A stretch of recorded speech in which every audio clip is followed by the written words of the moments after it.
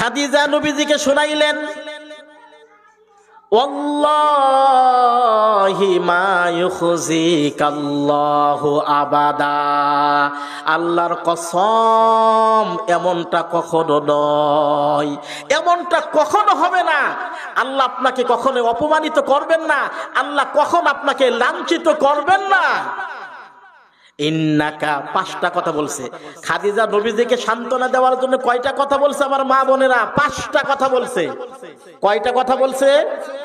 বুখারীর বর্ণনা, নবীজির পাশে থেকে খাদিজা নবীজিরে কিভাবে সান্ত্বনা দিয়েছে, 5টা কথা বলছে। 1, ইন্নাকা লাতাসিলুর রহিমা, আপনি তো আত্মীয় স্বজনের সাথে ভালো ব্যবহার করেন, আত্মীয় স্বজনের সাথে আপনি সদাচার করেন, আপনি তো আত্মীয়তার বন্ধন বজায় রাখেন। খাদিজা নবীজিকে শোনাচ্ছেন, ইন্নাকা লাতাসিলুর রহিমা, আপনি তো আত্মীয়তার বন্ধন বজায় রাখেন, আত্মীয় স্বজনের সাথে ভালো ব্যবহার করেন, আত্মীয় স্বজনের সাথে সদাচার করেন। 1, 2, ওয়া তাহমিলুল কাল্লা, আপনি তো অসহায় দুস্থ এদের দায়িত্ব বহন করেন। খাদিজা নবীজির কি শোনাইতেছে?